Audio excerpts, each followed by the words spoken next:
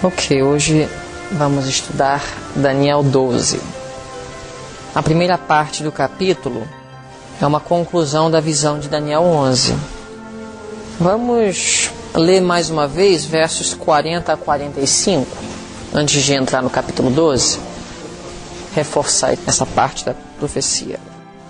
E antes de ler versos 40 a 45 de Daniel 11, vamos fazer uma recapitulação geral dessa profecia. No terceiro ano de Ciro, Daniel passou um período de 3 semanas jejuando, com o coração profundamente triste. Por que ele estava triste? Daniel estava preocupado com o futuro da igreja. Mais especificamente, com o futuro de Israel, quanto ao restabelecimento na terra de Palestina. Então, no ano 536, do terceiro ano de Ciro, Daniel estava com o coração pesado, pensando no povo de Deus, como seria sua história no decorrer das eras. Mesma preocupação, inclusive, de João na ilha de Patmos. E qual é o foco central de Daniel 11? Baseado em Daniel 10, 14, qual é o foco? Que diz em Daniel 10, 14? Diz assim, é o tempo do fim, mais específico: vim fazer-te entender o que há de acontecer ao teu povo nos derradeiros dias. Ou seja, não é só o tempo do fim, mas é o que vai estar acontecendo com o povo de Deus no tempo do fim. Daniel 10, 14. Interprete, mas o povo que conhece ao seu Deus se tornará forte e fará proezas. E os entendidos entre o povo ensinarão a muitos. Daniel 11, 33 e 35. Você poderia ter colocado a igreja no deserto, os valdenses, os albigenses e huguenotes, os reformadores. Foram os entendidos entre o povo durante a Idade Média. As mentes iluminadas por Deus que obtiveram luz do céu, preservaram a verdade aqui na terra. Ok, a próxima. Interprete. Todavia cairão pela espada e pelo fogo e pelo cativeiro por muitos dias. Vamos interpretar essa parte primeiro. Cairão pela espada, pelo fogo, pelo cativeiro. A perseguição do papado durante a Idade Média. Caindo ele, serão ajudados com pequeno socorro. O que vocês acham? Caindo ele. Nós temos duas formas de compreender. Ontem eu apresentei uma e na realidade é difícil, mas também pode ser entendido: caindo ele, o papado, serão ajudados com pequeno socorro, os Estados Unidos, abrindo suas portas para os que fugiram da Europa e da supremacia papal para uma terra que forneceria liberdade religiosa. Rei do Sul e Rei do Norte. Quem é o Rei do Sul? Egito espiritual, França, ateísmo, ok? E Rei do Norte, papado, não a Turquia. Interprete. E entrará na terra gloriosa e muitos cairão. A infiltração dentro da Igreja de Deus dos princípios, teologia e outras corrupções que a Igreja Católica, especificamente através dos jesuítas, tem buscado apresentar dentro das igrejas protestantes. Podemos também interpretar muitos cairão em termos de apostasia, sacudidura. Muitos cairão. Mas da sua mão escaparão estes: Edom, Moabe e os chefes do filho de Amon. Os filhos de Deus que sairão de Babilônia e se aliarão ao povo de Deus. Mas alguém poderia perguntar: mas Edom, Amon e Moabe eram inimigos de Deus. Eram inimigos do povo, historicamente falando, é verdade. Mas, apesar deles serem inimigos, tinham pessoas sinceras que, no decorrer dos séculos, encontraram a fé verdadeira. Alguém consegue pensar em alguém? Quem era Ruth? Inclusive, Jesus veio da descendência de Ruth. Ruth era moabita. Ruth escapou das mãos das trevas, de Satanás, à maravilhosa luz. E armará as tendas do seu palácio entre o mar grande e o monte santo e glorioso. Poderíamos até dizer que, no verso 41, a terra gloriosa é a igreja militante. E no verso 45, o monte santo e glorioso, igreja triunfante. No verso 45 fala que o papado, o rei do norte, vai armar as tendas de seu palácio entre o mar grande e o monte santo e glorioso. Tendas é religioso, palácio político. Poderíamos dizer que isso é o estabelecimento da lei dominical. Mar grande representa os povos da terra que vão seguir após a besta, e o monte santo e glorioso, aqueles que vão se permanecer fiéis a Deus até a morte. E esses comporão a igreja triunfante. Então, versos 40 a 45, vamos ler mais uma vez, revisar o que nós estudamos ontem. E, no tempo do fim, 1798, o rei do sul, a Revolução Francesa, lutará com ele, o papado, o rei do norte. E o rei do norte, o papado, se levantará contra ele. Agora, o mesmo poder, mas em forma diferente. Agora é o comunismo, especificamente manifestado na União Soviética. Com carros, com cavaleiros e com muitos navios. Ou seja, o papado receberia poder político para apoiar os seus objetivos de derrotar aquilo que estaria impedindo o seu progresso no mundo político. Então teve a ajuda da Itália em 1929, com Mussolini, que restaurou o poder civil do papado.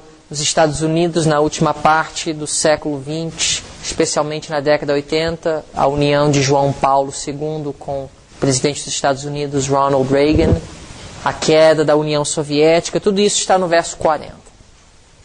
Verso 41, atividades religiosas. E entrará na terra gloriosa, e muitos cairão, mas da sua mão escaparão estes, Edom, Moabe e os chefes dos filhos de Amon. Então o rei do norte terá como seu objetivo principal a queda da terra gloriosa. Mas nem todos, muitos, mas nem todos cairão.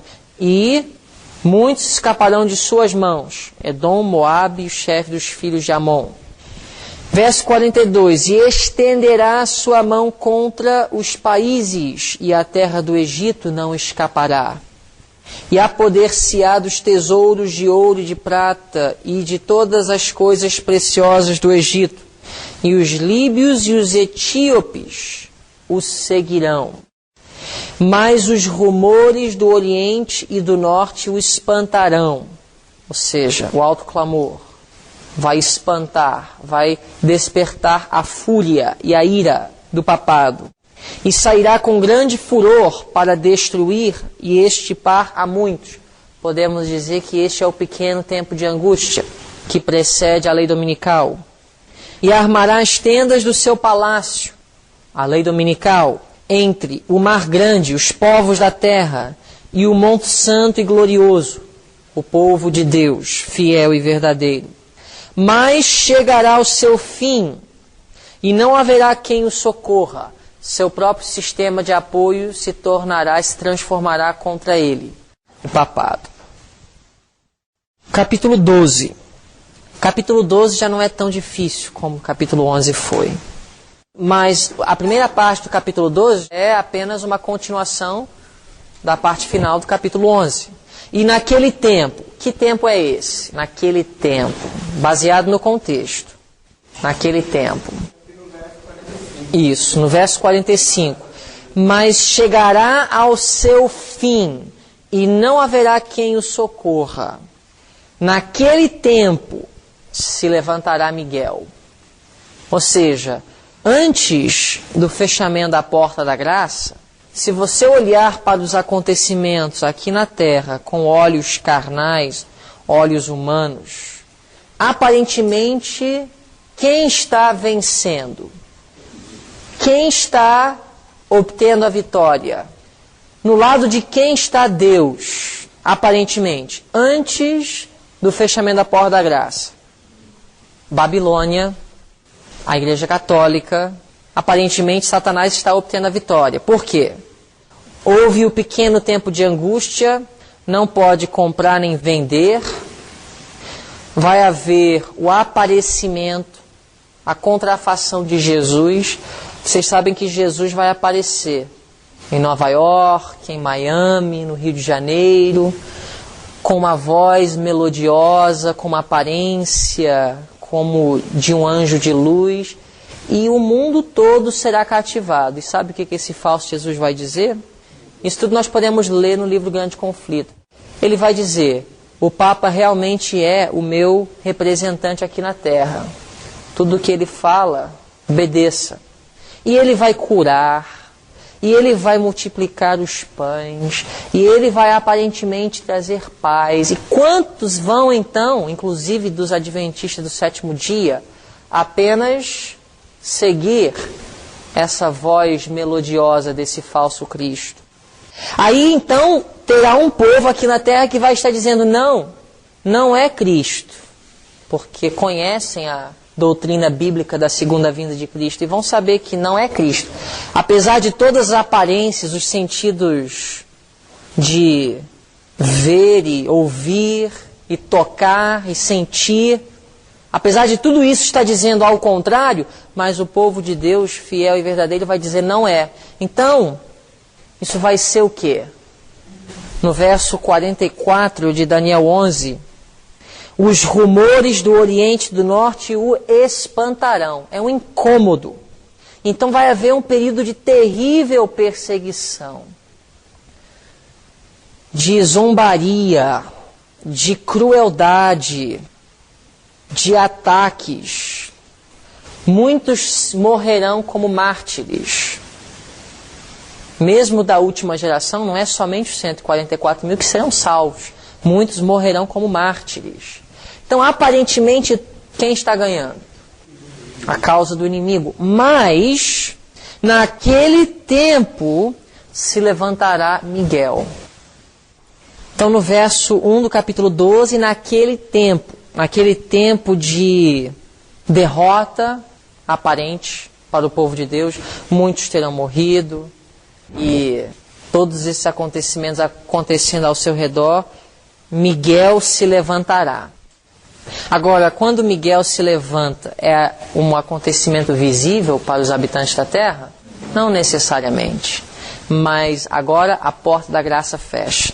Já não há mais intercessão. Já não há mais um mediador. Sem um mediador, o que acontece? A ira de Deus se manifesta do céu contra toda impiedade, pecado, injustiça. Sem um mediador, todos nós seríamos consumidos em nossos pecados. Sem um mediador, não sobreviveríamos na presença de um Deus santo com pecado. Hoje, todos nós respiramos, vivemos por causa da graça, por causa de um mediador. Lamentações 3 diz: pelas misericórdias do Senhor não somos consumidos, que se renova a cada dia. Mas a Bíblia declara que um dia a graça terminará. Quando a graça termina, o que acontece? Não há mais mediador, não há mais um intercessor entre Deus e o homem, E o homem, em seus pecados, não pode subsistir na presença de um Deus santo. Então o que vai acontecer? Pragas começarão a cair sobre os habitantes da terra. Todo aquele que tiver algum pecado em sua vida vai ser atingido pelas pragas. Muitos dizem, nós vamos continuar pecando até a vinda de Jesus, sim. E é verdade. Muitos, inclusive a maioria, vão continuar pecando até a volta de Cristo. Mas quem estiver pecando quando as pragas caírem, quem estiver pecando quando Miguel se levanta no santuário celestial, vai inevitavelmente ser atingido pelas pragas. Porque não tem mais mediador.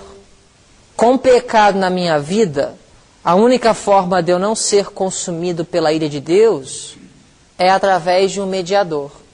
Essa é a única forma. Se hoje você respira, se hoje você vive, se hoje o seu coração bate, é porque existe um mediador no santuário celestial, intercedendo por você.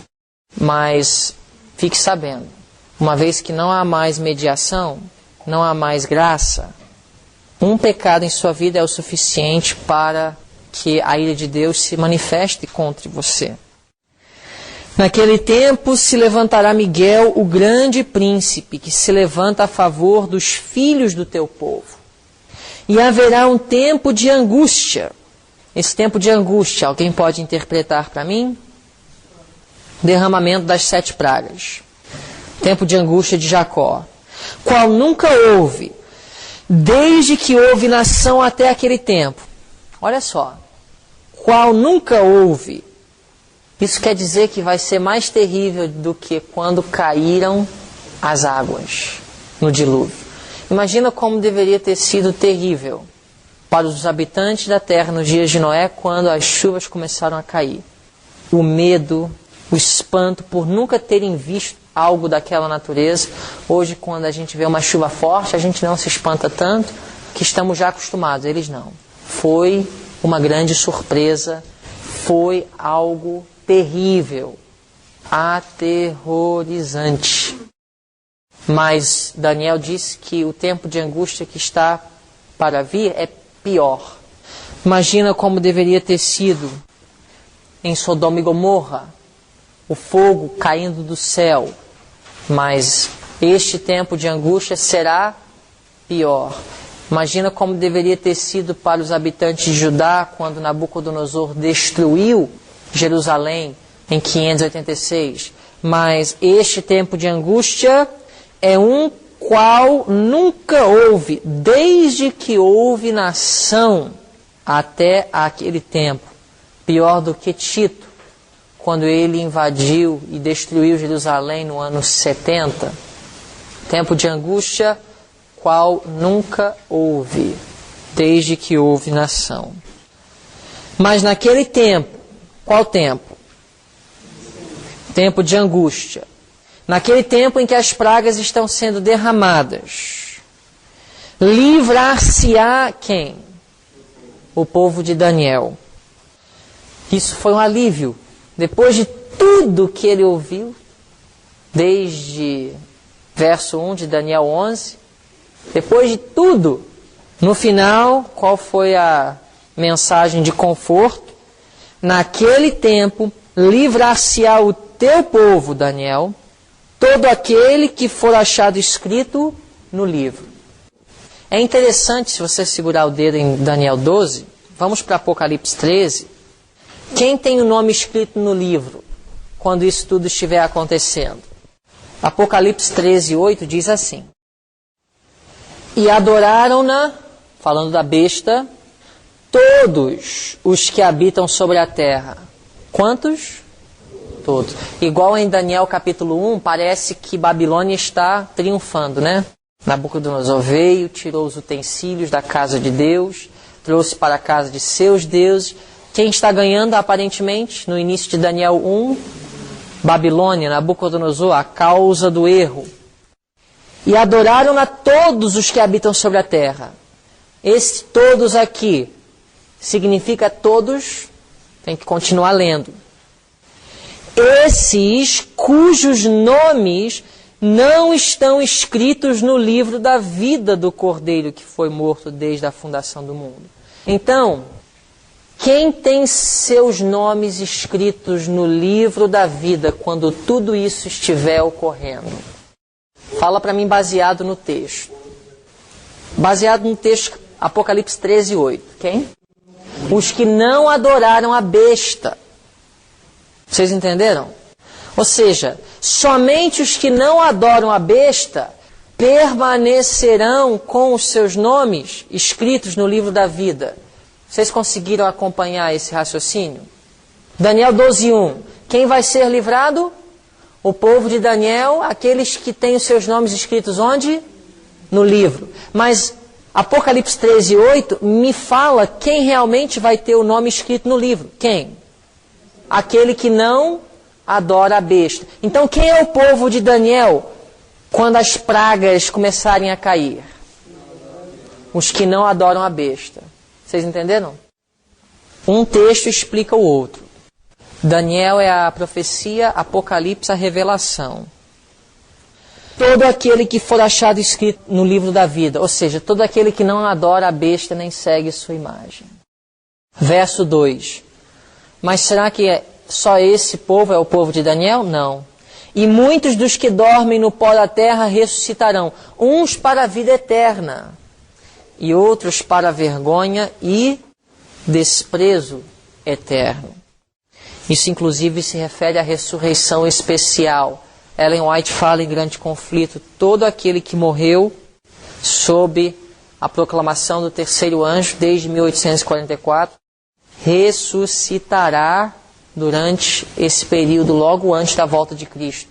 E também aqueles que crucificaram a Cristo também ressuscitarão antes da volta de Cristo para receber vergonha e desprezo eterno. Então aqueles que crucificaram nosso Senhor, eles morrerão quantas vezes? 1 vez, 2 vezes, 3 vezes. Verso 3.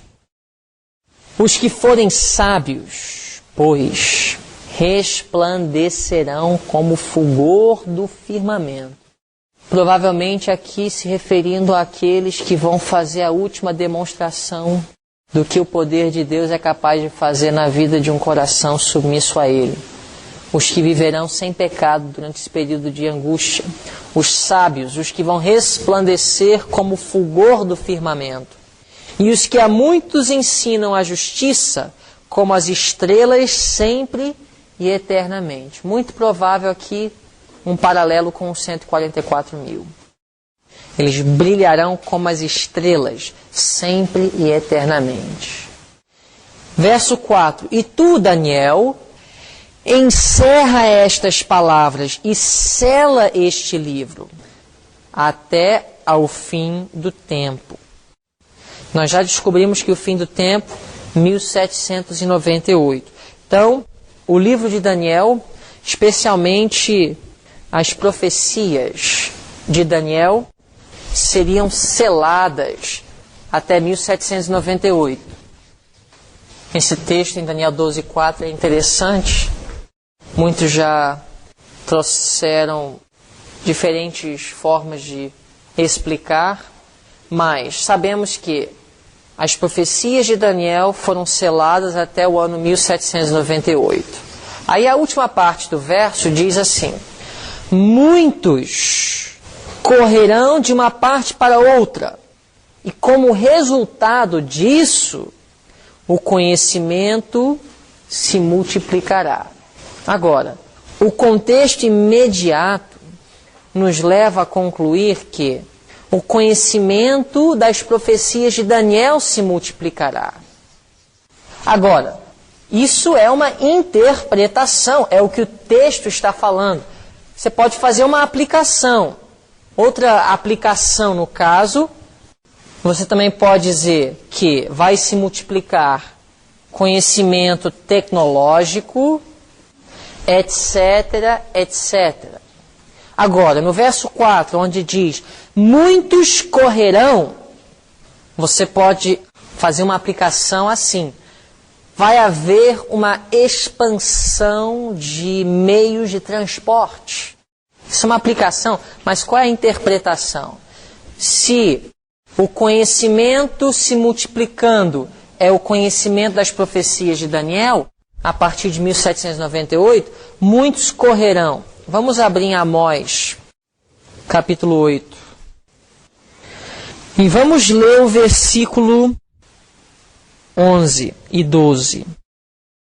Eis que vem dias, diz o Senhor, em que enviarei fome sobre a terra.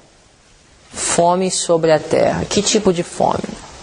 Será que aqui Amós está falando de uma fome literal? De pão? Não fome de pão, nem sede de água, mas de ouvir as palavras do Senhor. Me diz uma coisa. Durante o período de 538 a 1798, houve fome na terra? Que tipo de fome? Uma fome espiritual, certo? Agora, interessante, verso 12 de Amós 8 fala o que acontece com o homem quando há fome espiritual da palavra de Deus na terra. O que acontece? Verso 12. Irão, qual é a próxima palavra? Errantes, de um mar até outro mar, e do norte até o oriente. Qual é a próxima palavra? Correrão por toda parte, buscando o quê? A palavra do Senhor, mas não a acharão. Me diz uma coisa. Quando você vê fome espiritual, e logo após você vê homens correndo do norte para o sul, do oriente para o ocidente, eles estão em busca de quê? Baseado nesse texto. O que acontece quando há uma fome? Vamos pensar no sentido literal. No sentido literal. Você consegue pensar em alguma fome na Bíblia? Primeira fome. Nos dias de Abraão, houve uma fome na terra de Canaã. Abraão foi correndo para o Egito. E quando houve uma fome nos dias de José? Lembra os irmãos de José? Correndo para o Egito. Ou seja, o que causa a fome? Quando o ser humano tem fome, ele fica desesperado, né? Mas quando a fome é verdadeira mesmo, não é só palavras, é um esforço correndo para cá e para lá, etc. Aqui em Amós 8 está apresentando esse quadro. Uma fome espiritual causa uma ansiedade e uma busca intensa de um canto para o outro. Para o quê? Palavra de Deus. Então, com isso em mente, só voltar em Daniel 12 tem sentido. Nós precisamos interpretar antes de aplicar. Senão, a gente perde a nossa credibilidade. Um teólogo intelectual vai achar que nós não sabemos interpretar, baseado em contexto, exegese. E tu, Daniel, encerra estas palavras e sela este livro até o tempo do fim. Muitos correrão. Por que muitos estão correndo? Por que muitos estão ansiosos? Porque houve um período de 1260 dias em que não houve o quê? Um conhecimento das profecias, conhecimento da palavra de Deus. O povo está desesperado. Então muitos correrão de uma parte para outra e o conhecimento se multiplicará. Conhecimento de quê? Das profecias de Daniel. Você não precisa ir muito longe para interpretar. A interpretação está no próprio texto. Interessante notar que a partir de 1798, historicamente falando agora, houve um despertamento mundial, um reavivamento, que foi resultado do estudo da profecia de Daniel e Apocalipse. Por exemplo, José Wolff, na Inglaterra, e Manuel Lacunza, aqui na América do Sul, homens em diferentes partes do mundo, não só William Miller nos Estados Unidos, que chegaram à mesma conclusão. Jesus está voltando, baseado no estudo do livro de Daniel. E é essa chama que foi legada a nós como adventistas do sétimo dia, uma compreensão da breve volta de Cristo, fundamentada nos estudos de Daniel e Apocalipse. Esse reavivamento começou no início do século XIX, em todas as partes do mundo, mesmo Espírito operando em todos. E isso aqui é interessante. Em uma época que não tinha e-mail, não tinha telefone, não tinha fax, um homem lá na Inglaterra e outro aqui na América do Sul e outro lá na América do Norte, chegando às mesmas conclusões baseado num estudo do livro de Daniel. Um cumprimento preciso das profecias, no próprio estudo das profecias desses homens. Verso 5. Então eu, Daniel, olhei, e eis que estavam em pé outros dois, um deste lado, à beira do rio, e o outro do outro lado, à beira do rio. Esse é o mesmo rio que nós vimos em Daniel capítulo 10, verso 4, o rio Hidekel. Ele ainda está no mesmo local. Então ele está ali, à beira do rio, vendo dois homens, um de um lado, outro de outro. E ele disse ao homem vestido de linho, que estava sobre as águas do rio: quando será o fim destas maravilhas? Mais uma vez a pergunta: quando? Ou seja, quando será que o meu povo será livrado? Quando será o fim de tudo isso que eu vi? Quando? Verso 7. E ouvi o homem vestido de linho, que estava sobre as águas do rio, o qual levantou ao céu a sua mão direita e esquerda e jurou por aquele que vive eternamente, que isso seria para um tempo, tempos e metade do tempo.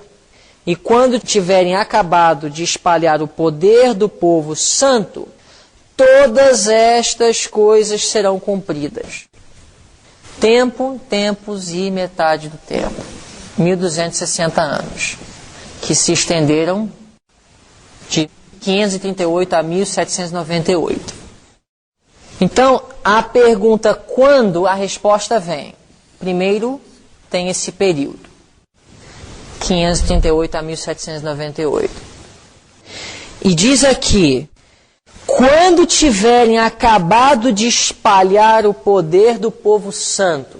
Quando foi espalhado o poder do povo santo? Verso 7. Perseguição. Quando tiverem acabado de espalhar o poder do povo santo, todas essas coisas serão cumpridas. O próprio texto dá a resposta, gente. Você não precisa ir longe para encontrar a resposta. Olha só, vamos só ler o português muito simples. E ouvi o homem vestido de linho que estava sobre as águas do rio, o qual levantou ao céu a sua mão direita e a sua mão esquerda, e jurou por aquele que vive eternamente que isso seria para um tempo, tempos e metade do tempo. E quando tiverem acabado de espalhar o poder do povo santo, todas estas coisas serão cumpridas. Então, é o quê? Período de perseguição da Idade Média. Esse texto aqui é paralelo com Daniel 7:25. E proferirá palavras contra o Altíssimo e destruirá ou espalhará os santos do Altíssimo por um tempo e tempos e a metade. Não pode ser uma coisa diferente, é a mesma coisa. Então, a pergunta de Daniel: até quando? Até quando? A resposta veio: olha, primeiro isso precisa se cumprir. Então, no caso, o que foi descrito no verso 1, que o povo de Daniel será livrado, isso só pode acontecer depois de 1798. Isso está em perfeita harmonia com Tessalonicenses, capítulo 2. Olha o que diz em Tessalonicenses, segunda epístola, capítulo 2, versos 1 a 3.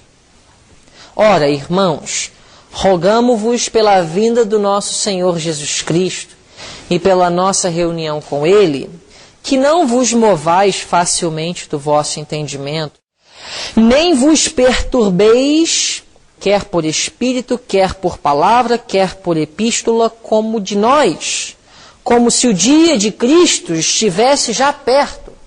Paulo acreditava que o dia de Cristo estava perto? Não. Como é que Paulo sabia que o dia de Cristo não estava perto? Compreensão das profecias. Paulo sabia que, antes de Jesus voltar, o que precisava acontecer? Verso 3. Ninguém de maneira alguma vos engane, porque não será assim, sem que antes venha o quê? Essa apostasia é a apostasia de quê?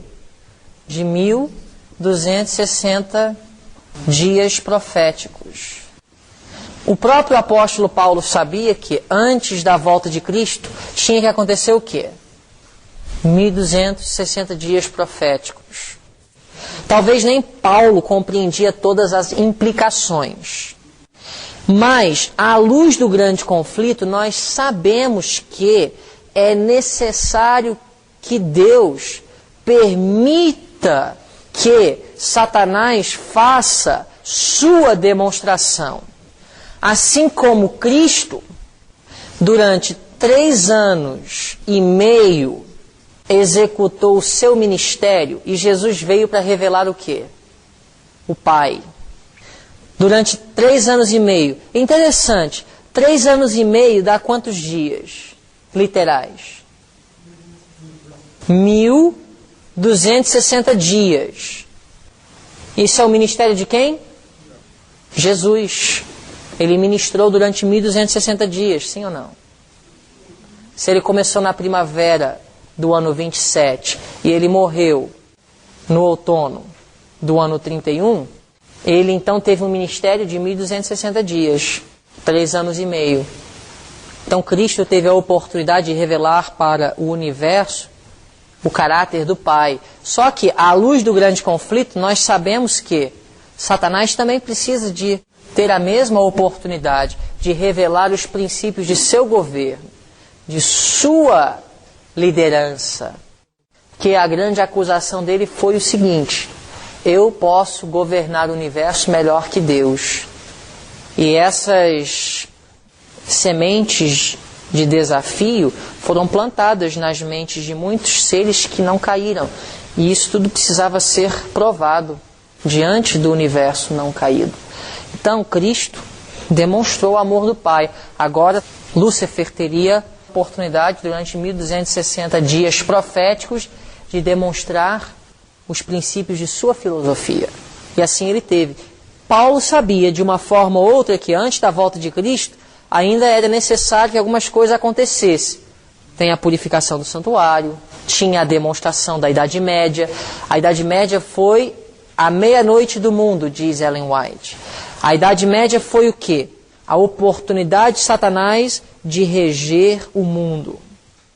O papado é um instrumento de Satanás para executar os seus objetivos. O que Satanás queria quando ele se levantou contra Deus? O que Satanás queria? Ele queria ser adorado.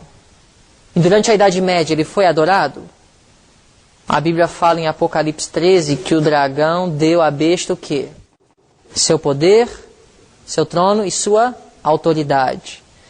E quem adorará a besta? Todos os habitantes da terra. A Igreja Católica é apenas a forma através da qual Satanás recebe a adoração que ele sempre quis. Quando o Papa é adorado, Satanás está sendo adorado. Porque quem deu o poder, a autoridade e o trono do Papa? O dragão. E o dragão é quem? Satanás. Então Satanás, ele quer o quê? A adoração. Deus disse então, tudo bem, você vai ter a oportunidade de receber o que você sempre quis. E quando ele obteve essa oportunidade, ele pôde então manifestar as suas cores verdadeiras ao universo. Paulo sabia que isso era necessário, porque ele tinha escrito a primeira epístola aos Tessalonicenses, e quando ele fala no capítulo 4, verso 17, depois de nós, os que ficarmos vivos, seremos arrebatados juntamente com ele, falando da vinda de Cristo, ele deu a entender que ele acreditava que a volta de Jesus seria em sua geração.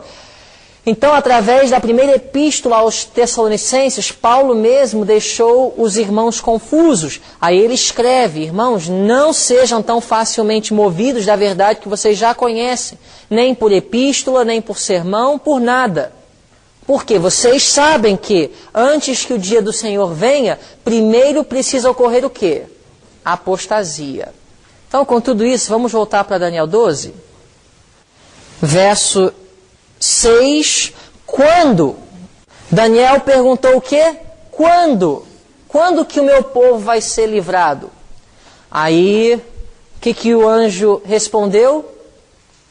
Verso 7. Ele jurou por aquele que vive eternamente que isso só seria para um tempo, tempos e metade do tempo. Quando tiverem acabado de espalhar o poder do santo povo, todas estas coisas serão cumpridas. Isso quer dizer que em 1798 Jesus voltaria? Não, só quer dizer que depois de 1798 Jesus voltaria. Entendeu? Igual, até quando? Até 2.300 tardes e manhãs. Isso quer dizer que em 1844 o santuário seria purificado? Não.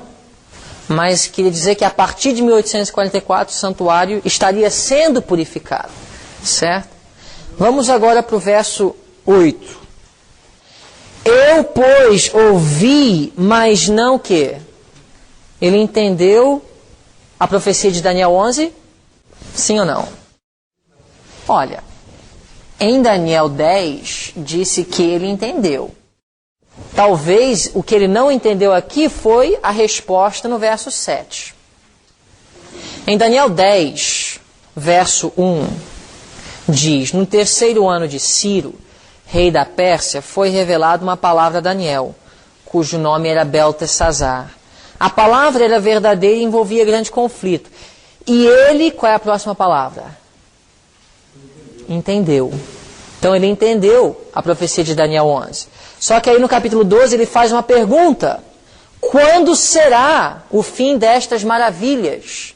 Aí a resposta: primeiro, precisa passar o tempo, tempos e metade do tempo. Aí no verso 8, eu, pois, ouvi o quê? A profecia de Daniel 11 ou a resposta do verso 7? A resposta do verso 7. Eu, pois, ouvi, mas não entendi. Não entendeu a resposta. Por isso eu disse: Senhor meu, qual será o fim destas coisas? Então ele faz a mesma pergunta. Quando será o fim destas coisas? Verso 9. E ele disse: vai, Daniel, porque estas palavras estão o quê? Fechadas e seladas até o tempo do fim. Então, Daniel realmente não ia entender. Só ia entender então quem tivesse, naquele período, com o livro de Daniel aberto para olhar para trás e compreender. Muitos serão purificados e embranquecidos e provados. Aqui nós estamos nos referindo àqueles que da Idade Média prevaleceram, foram fiéis. Mas os ímpios procederão impiamente, e nenhum dos ímpios entenderá, mas os sábios entenderão. Por favor, o que significa os sábios entenderão? Olha o contexto. O contexto ajuda. Verso 10. Muitos serão purificados, embranquecidos e provados. Quem são esses? Você já viu essa expressão no livro de Daniel? Muitos serão purificados, embranquecidos e provados? Daniel 11, verso 33. E os entendidos entre o povo. Quem são os entendidos entre o povo? Os reformadores, não é? Eles serão o quê? Cairão pela espada e pelo fogo e pelo cativeiro e pelo roubo. Verso 34. E caindo eles serão ajudados com pequeno socorro. Verso 35. E alguns dos entendidos cairão para serem provados, purificados e embranquecidos até quando? 1798. Volta ao capítulo 12. Muitos serão purificados, embranquecidos e provados. Quem são estes? Os protestantes. Mas os ímpios procederão impiamente, e nenhum dos ímpios entenderá, mas os sábios entenderão. Quem são os sábios que entenderão? os protestantes que, a partir de 1798, estudariam as profecias de Daniel. Guilherme Miller, ele era protestante? E Lacunza, ele era protestante? Wolff, ele era protestante? Quem começou a estudar as profecias de Daniel e entenderam, se já não era protestante, se tornaram protestantes com a compreensão do que o livro de Daniel os trouxe.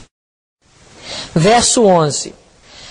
E desde o tempo em que o contínuo for tirado, desde o tempo em que o contínuo for tirado, 508, e posta a abominação desoladora, haverá 1290 dias.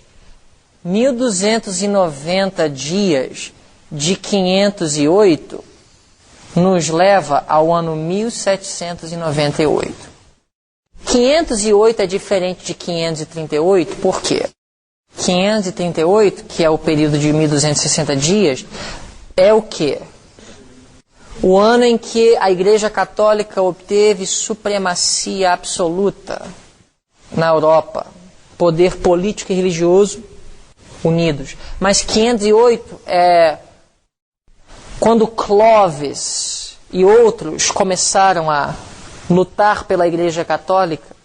Poderíamos dizer que o paganismo já não seria mais o sistema de religião. Inclusive o verso 11 fica muito difícil interpretar com sendo o ministério de Cristo. Verso 12. Bem-aventurados o que espera e chega até 1335 dias. Se o ponto de partida é 508, baseado no texto anterior, então se nós pegarmos 1335 dias proféticos, nós vamos chegar a 1843. Bem-aventurado o que chega a esse ano. Com certeza aqui se referindo ao estabelecimento do movimento adventista. Tu, porém, Daniel, vai até ao fim, porque descansarás e te levantarás na tua herança no fim dos dias. E assim termina o livro. Por que 1843 e não 1844? 1843 foi um ano marcante, apesar de não ter sido o ano de Jesus ter passado do lugar santo para o lugar santíssimo, mas nesse ano a segunda mensagem angélica começou a ser proclamada e houve sim uma compreensão maior de 1844 e da purificação do santuário, pelo menos a parte profética, não o acontecimento em si. Por isso.